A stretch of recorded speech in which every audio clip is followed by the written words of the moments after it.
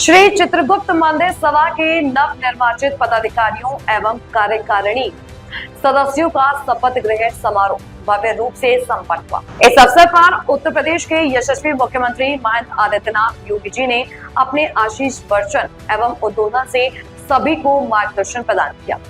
मुख्यमंत्री जी ने कहा कि श्री चित्रगुप्त जी न्याय और धर्म के प्रतीक हैं। उनका आशीर्वाद समाज को सदैव सत्य और कर्तव्य की ओर प्रेरित करता है। पदाधिकारी और कार्यकारिणी सदस्य समाज सेवा, संस्कार और धर्म की रक्षा का संकल्प लेकर कार्य करें। जब संगठन धर्म और समाज के लिए एकजुट होकर कार्य करता है तो राष्ट्र की शक्ति कई गुना बढ़ जाती है। समारोह में उपस्थित जनसमूह ने मुख्यमंत्री जी के ओजस्वी विचारों का स्वागत करते हुए जय श्री चित्रगुप्त और जय श्री राम के उद्घोष से वातावरण गुंजायमान कर दिया। प्रदेश के पर्यावरण, वन, वन्य जीव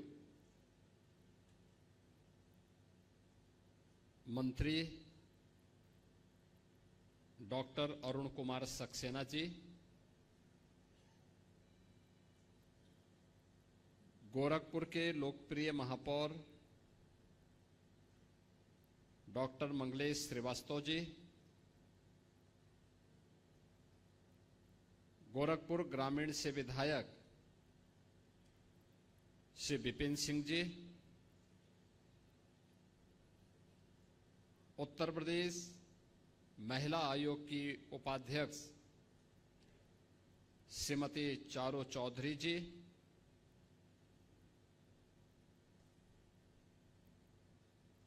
वरिष्ठ अधिवक्ता और श्री चित्रगुप्त मंदिर सभा की कार्यकारिणी को और पूरी सभा को जिनका निरंतर मार्गदर्शन प्राप्त होता है, ऐसे श्री हरिनंदन श्रीवास्तव जी, श्री चित्रगुप्त मंदिर सभा के नवनिर्वाचित अध्यक्ष श्री राजेश चंद्र श्रीवास्तव जी, नवनिर्वाचित मंत्री श्री अम्बरीश श्रीवास्तव जी, निवर्तमान अध्यक्ष श्री आलोक रंजन वर्मा जी, निवर्तमान मंत्री श्री शुभेंद्र सिंह श्रीवास्तव जी, नवनिर्वाचित कार्यकारिणी के हमारे सभी पदाधिकारीगण और आज के इस कार्यक्रम में उपस्थित श्री चित्रगुप्त महासभा से जुड़े हुए हमारे सभी उपस्थित बहन और भाइयों, मैं सबसे पहले श्री चित्रगुप्त मंदिर सभा की इस निवर्तमान कार्यकारिणी को, जिन्होंने अपने कार्यकाल की समाप्ति के बाद नवनिर्वाचित कार्यकारिणी को आज इस दायित्व का निर्वहन करते हुए इस पद को उन्हें सौंप रहे हैं, उन्हें धन्यवाद देते हुए नवनिर्वाचित कार्यकारिणी को हृदय से बधाई देता हूं, अपनी शुभकामनाएं देता हूं।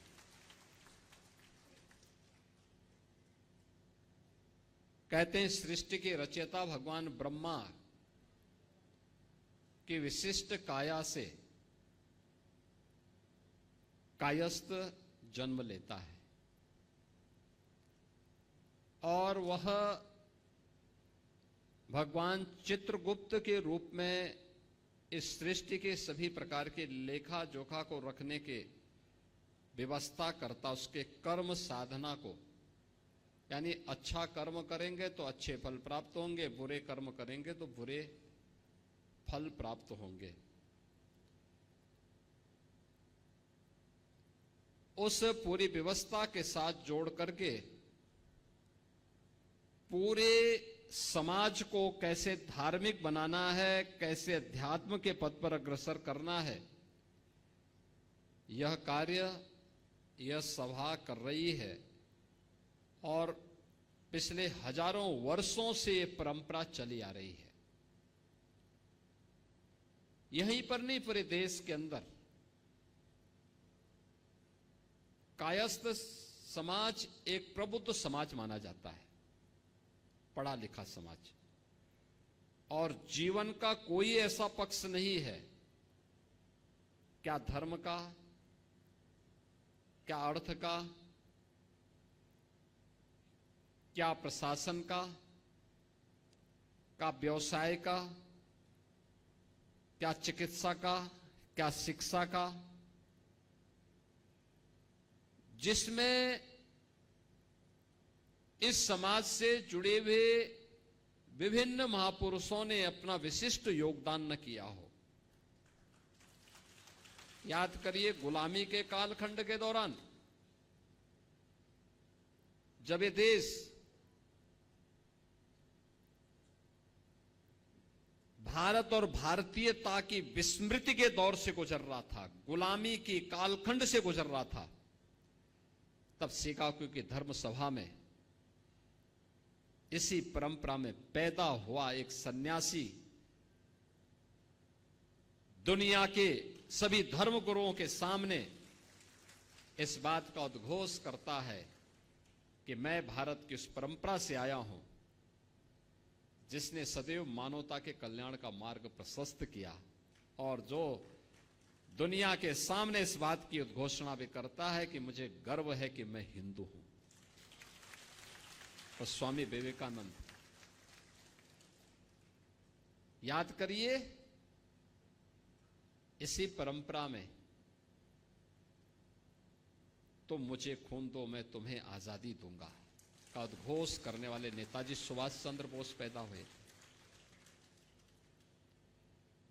यानी कलम का ही नहीं, तलवार की भी पूजा की है, और दोनों के समन्वय से ही समाज और राष्ट्र की व्यवस्था चलती है। याद करिए, स्वतंत्र भारत में भारत का संविधान कैसे बनना चाहिए, उत्तर दक्षिण पूरब पश्चिम क्षेत्र, भाषा, जाति, मत, मजहब, इन सब को एक साथ एक मंच पर ला करके खड़ा कर ले। कोई नाम, तो नाम आया डॉक्टर राजेंद्र प्रसाद जी का।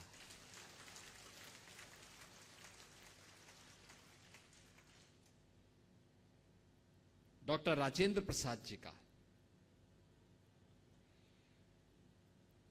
स्वतंत्र भारत में बार बार दुश्मनों के द्वारा किए जा रहे हमलों का जवाब देने के लिए कैसा प्रधानमंत्री चाहिए, तो लाल बहादुर शास्त्री ने 1965 में पाकिस्तान को नाकों चने चबवा करके स्वतंत्र भारत में पाकिस्तान को उसकी औकात दिखाने का काम भी किया था।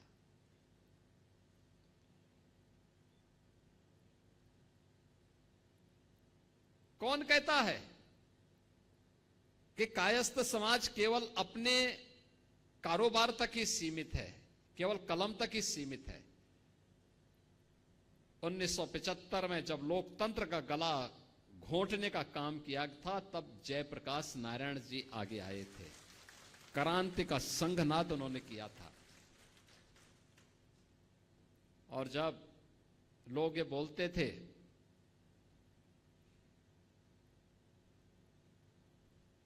कि अयोध्या में राम मंदिर कभी नहीं बन पाएगा, तो महर्षि महेश योगी जी ने हॉलैंड में राम के नाम पर सिक्का चालू कर दिया था।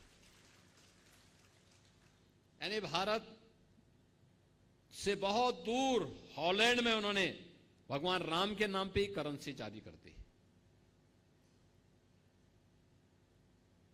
यानी एक ऐसी परंपरा, अगर आप हिंदी साहित्य में जाएंगे, उपन्यास की एक विशिष्ट शैली जो भारत की उस समय की ग्रामीण पृष्ठभूमि को प्रस्तुत करता है। मुंशी प्रेमचंद इसी गोरखपुर की धरती पर उन्होंने अपना उपन्यास यहां रचने का काम किया था। कौन से ऐसा क्षेत्र है, एक लंबी फेरस्त है। मैं जब अंदर इंटर कर रहा था तो मैं देख रहा था उन सभी महापुरुषों के चित्र लगे हुए थे। और मैं तो चित्रगुप्त महासभा से कहूंगा, उन सभी महापुरुषों के चित्र चित्रगुप्त मंदिर में लगने चाहिए, लगाए जाने चाहिए। उनके इतिहास के बारे में वर्तमान पीढ़ी को बताया जाना चाहिए। याद रखना, अपने महापुरुषों के गौरव से ही वर्तमान पीढ़ी प्रेरणा लेती है और आगे बढ़ने का रास्ता अपना प्रशस्त करती है।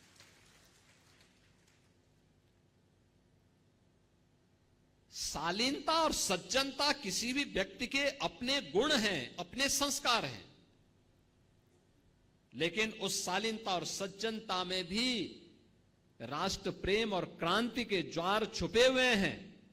यह नेताजी सुभाष चंद्र बोस ने भी दिखाया था, जयप्रकाश नारायण जी ने भी दिखाया था, स्वामी विवेकानंद ने भी दिखाया था, और लाल बहादुर शास्त्री जी ने भी, और मुंशी प्रेमचंद की लेखनी ने भी।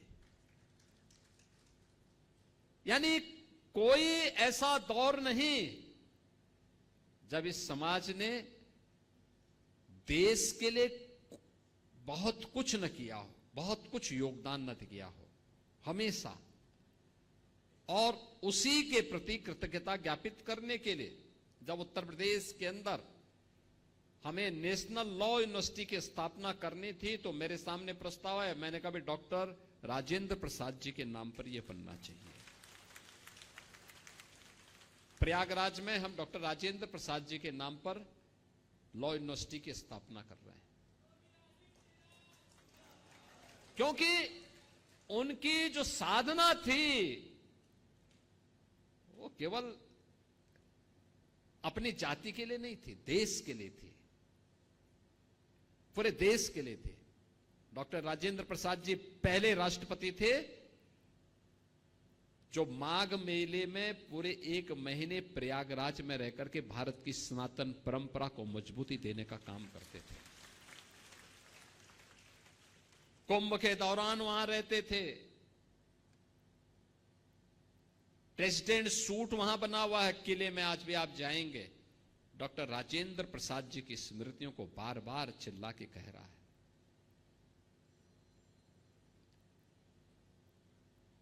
यानी इतनी विशिष्ट व्यवस्था। हम जब प्रयागराज में जाते हैं, वहां पर सबसे पुरातन संस्थाओं में से कायस्थ पाठशाला, आप जाइए कितनी संस्थाओं का संचालन हो रहा है। गोरखपुर में आते हैं, महात्मा गांधी कॉलेज की परंपरा आपने देखा होगा। यहां पर Mahatma Gandhi inter college, Mahatma Gandhi degree college, और उसके माध्यम से संचालित प्रेम बाबू और उनके परिवार के लोगों ने किस प्रकार से उस विशिष्ट पहचान को बनाए रख करके क्वालिटी एजुकेशन, जहां भी गए क्वालिटी एजुकेशन। लेकिन ऐसा नहीं कि केवल उसमें कायस्थ के ही बच्चे पढ़े हों, ऐसा नहीं कि केवल वहां पे केवल कायस्थ के ही बच्चे नौकरी करते हों। पूरा समाज कर रहा है, सबके लिए दिया है। हां, विशिष्ट योगदान इस समाज ने किया, इस समाज के महापुरुषों ने योगदान किया। नेताजी सुभाष चंद्र बोस का योगदान पूरे समाज के लिए था। कौन सा ऐसा क्षेत्र है, वह विज्ञान का हो, पर्यटन का हो, चिकित्सा का हो, शिक्षा का हो, विधि का हो, हर क्षेत्र में पहले भी आज भी वह विशिष्ट योगदान उस रूप में चल रहा है। और यह विशिष्ट योगदान, इसको अपने कार्यक्रमों का हिस्सा बना करके वर्तमान पीढ़ी को बताए जाने की आवश्यकता है कि नहीं भाई, ऐसा नहीं है। हमने केवल लेखा जोखा नहीं रखा है, बल्कि समाज की आवश्यकता के अनुरूप उस प्रकार की लीडरशिप भी दी है, उस प्रकार का नेतृत्व भी दिया है, और उस प्रकार के नेतृत्व के माध्यम से लोगों को एक नई दिशा भी देने का काम किया है। कला के क्षेत्र में अमिताभ बच्चन का कोई मुकाबला है क्या?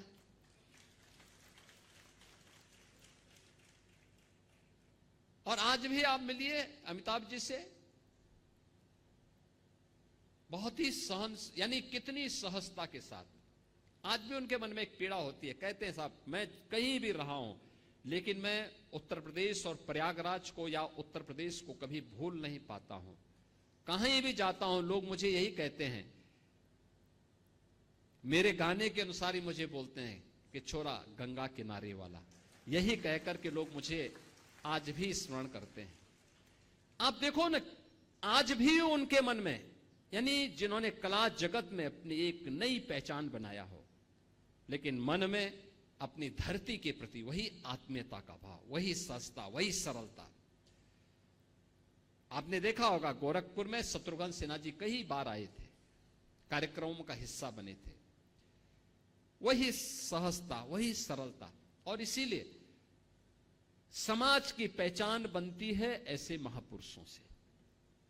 उन महापुरुषों को सदैव स्मरण करना, उसको आगे बढ़ाना, जीवन के प्रत्येक क्षेत्र में हमारी वर्तमान पीढ़ी का मार्गदर्शन वहां से प्राप्त हो, उनके आदर्शों से प्राप्त हो, उससे हम प्रेरणा लें, उस प्रेरणा को अपने जीवन का हिस्सा बनाएं। क्योंकि ये जितने भी महापुरुषों के नाम हमने बोले हैं, ये सभी महापुरुष वो हैं जिनके बारे में हमारी पीढ़ी ने सुना है, जाना है और उनके कार्यों को नजदीक से देखा है। हमने भगवान चित्रगुप्त को नहीं देखा, उनके बारे में केवल सुना है, लेकिन हम लोगों ने स्वामी विवेकानंद के कार्यों को पूरा देश आज भी स्मरण करता है, उसको देखता है, महसूस करता है। डॉक्टर राजेंद्र प्रसाद जी के योगदान को, नेताजी सुभाष चंद्र बोस जैसा क्रांतिकारी हर भारतीय महसूस करता है। लाल बहादुर शास्त्री जी के योगदान को, जय जवान जय किसान का उनका नारा हर व्यक्ति स्मरण करता है। हर व्यक्ति के मन में जब नाम आता है, श्रद्धा से उसका मन झुक जाता है। मुंशी प्रेमचंद जी के बारे में कौन ऐसा साहित्य प्रेमी होगा जो श्रद्धा और सम्मान का भाव न रखता हो। यानी हर एक क्षेत्र में जो कार्य किया वो विशिष्ट था, और विशिष्ट कार्य को लेकर के हम सबको निरंतर अपने स्तर पर प्रयास करना चाहिए, हमारा प्रयास होना चाहिए। और इसीलिए मैं जो नवनिर्वाचित कार्यकारिणी को इस बारे में कहूंगा कि नवनिर्वाचित कार्यकारिणी इस बात को जरूर ध्यान में रखें कि जिन महापुरुषों ने श्री चित्रगुप्त मंदिर को बनाने में योगदान किया, आप उनके फोटो भी लगाइए, लेकिन सभागार में प्रेरणा वह होनी चाहिए, वह भी होनी चाहिए जो इस समाज से जुड़े हुए वे महानुभाव हैं, उन महापुरुषों के भी जो पूरे समाज को एक नई लीडरशिप दिए हैं।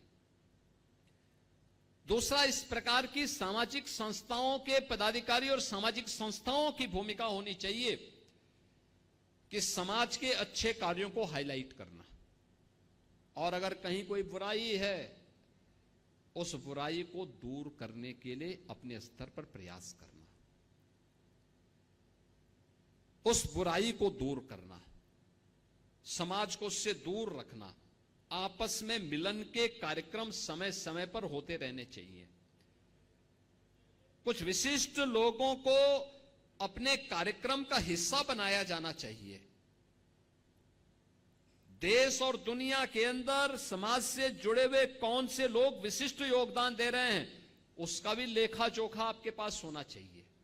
अगर ये सब कर लेंगे तो वास्तव में हमारी सामाजिक संस्थाएं अपने कर्तव्यों का निर्वहन करते हुए उन महापुरुषों के आदर्शों को अपने जीवन में अंगीकार कर पाएंगे, जिन महापुरुषों ने अपने योगदान से न केवल समाज को गौरवान्वित किया बल्कि राष्ट्र को एक नई दिशा दी थी। और श्री चित्रगुप्त महासभा एक प्रगतिशील सामाजिक संगठन होने के नाते इस दायित्व का निर्वहन करेगी, यह मुझे पूरा विश्वास है। अभी यहां पर हमारे वरिष्ठ अधिवक्ता से हरिनंदन श्रीवास्तव जी ने जो बात कही बख्शीपुर चौराहे के बारे में, मैंने महापौर जी से कहा है आप इसका प्रस्ताव बनाइए, और ये तो अच्छी बात है कि अगर चित्रगुप्त मंदिर सभा उस चौराहे के सुंदरीकरण के साथ जुड़ता है और उसके रखरखाव के साथ जुड़ता है, और ये दायित्व दिया जाना चाहिए, मंदिर सभा को दिया जाना चाहिए, और भगवान चित्रगुप्त के नाम पर ही उसकी पहचान भी वहां पर बननी चाहिए। और सौभाग्य से वहां पर उस पूरे क्षेत्र में कलम और दवात की पूजा ही नहीं होती, बल्कि उसके बारे में पूरे गोरखपुर और इस पूरे क्षेत्र के लोग वहीं से खरीदारी करने के लिए भी आते हैं। उस रूप में भी उसको एक पहचान तो मिलनी ही चाहिए। यहां पर अन्य जो भी कार्य हों, हमें उन सभी सामाजिक कार्यक्रमों के साथ जुड़ना चाहिए, उन कार्यक्रमों को आगे बढ़ाते रहना चाहिए। और आपको तो वैसे भी यहाँ पे प्रतिनिधि के रूप में बहुत अच्छे लोग मिले हैं। महापौर जी भी यहाँ पर हैं, हरिनंदन जी भी हैं, सौरभ श्रीवास्तव भी हैं, और भी अन्य लोग हैं। और ये सभी लोग मिलकर के यहाँ नई कार्यकारिणी को संबल प्रदान करेंगे, पुराने और नए मिलकर के और वरिष्ठ जनों का आशीर्वाद लेकर के इस कार्यक्रम को आगे बढ़ाएंगे। कोई कारण नहीं कि चित्रगुप्त महासभा गोरखपुर की एक सबसे अग्रणी सामाजिक संस्था के रूप में अपनी पहचान बनाने में सफल हो पाएगी, इसमें कोई संदेह नहीं होना चाहिए। आपकी इस प्रगतिशील सोच के लिए मैं आप सबको हृदय से धन्यवाद देता हूं, नई कार्यकारिणी को बधाई देता हूं और आपको इस बात के लिए आश्वस्त करता हूं कि गोरखपीठ की ओर से भी और प्रदेश सरकार की ओर से भी हम लोग आपके साथ में हैं। हमेशा आपको हर प्रकार के सहयोग करने के लिए पूरी प्रतिबद्धता के साथ आपके साथ खड़े रहेंगे। इस विश्वास के साथ मैं आप सबके प्रति अपनी शुभकामनाएं देते हुए अपनी वाणी को विराम देता हूं। धन्यवाद। जय हिंद। अगर आपको ये वीडियो पसंद आई हो तो लाइक करें, शेयर करें, कमेंट करें। धन्यवाद।